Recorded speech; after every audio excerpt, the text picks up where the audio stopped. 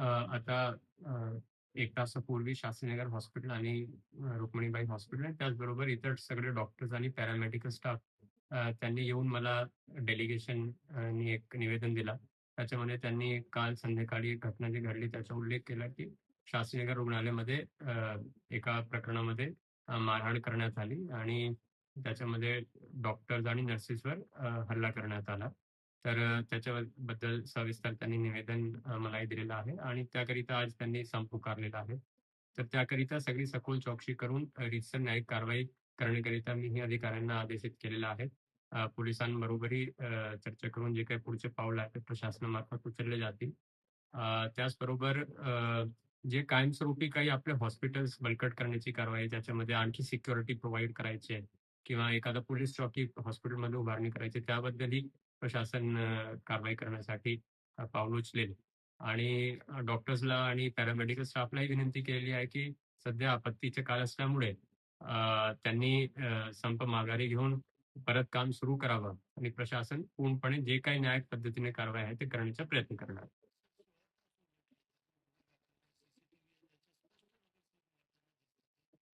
आता जेव्हा डेलिगेशन आला ते ज्या डॉक्टरांवर हल्ला करण्यात आलेला आहे, तेही उपस्थित होते. तर त्यांनाही आम्ही सांगितलेलं आहे, की तसं असेल तर तुम्ही पोलिस स्टेशनमध्ये जाऊन गुन्हा नोंदवा आणि पोलिसांबरोबरही चर्चा करून त्यांना योग्य ते न्यायिक मदत कसे भेटेल, ते प्रशासन प्रयत्न करत आहे.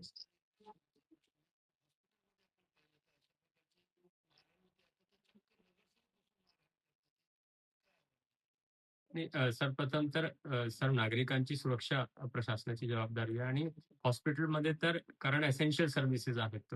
तिथे आपले डॉक्टर्स, पॅरामेडिकल स्टाफ यांची सुरक्षा प्रथमतः आहे आणि कोणीही अशी कृती करू नये असं तर 100% आहेत आणि मला वाटतं law will take its own course असं या ठिकाणी म्हणायला हरकत नाही.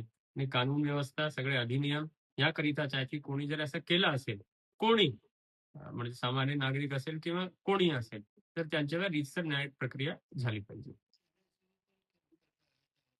नाही हे मी सांगतो की एन-आय-सी-यू अगोदर आपल्याकडे नव्हता. आता शास्त्रीनगर हॉस्पिटलला मागील 1.5 वर्षापासून आपण 10 बेड एन-आय-सी-यू आणि 10 बेड पी-आय-सी-यू ते सुरू केलं आणि आता फुल कॅपॅसिटीवर चालत आहे. म्हणजे जे क्रिटिकल पेशंट्स अगोदर आपण घेत नव्हतो, आता ते एन-आय-सी-यू, पी-आय-सी-यूमुळे आपण तिथे डिलिव्हरीज आणि बाळांना पण ठेवत असतो.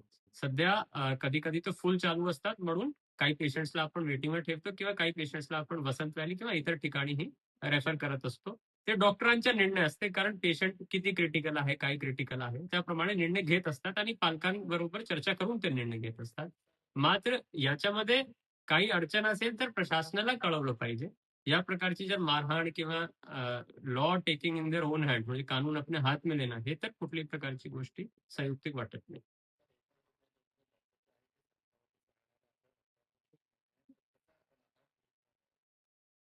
आणि आम्ही त्यांना आश्वासन दिलेलं आहे, की आम्ही योग्य ते न्यायिक प्रक्रिया आता पुढे करतोय आणि त्यांनी संप माघारी घेऊन पुढे त्यांचे त्यांचे स्थलावर जाऊन काम करावं. कारण आपल्याला माहीत आहे, की 4 दिवसापासून रेड अलर्ट आहे. आजही रेड अलर्ट आहे. पावसाची परिस्थिती असल्यामुळे आपले जेवढे हॉस्पिटल्स आहे, प्राथमिक आरोग्य केंद्र आहे, तिथे आरोग्य सेवा सुरळीत भेटली पाहिजे. त्याचं आम्ही त्यांना निवेदन करून विनंती करतोय.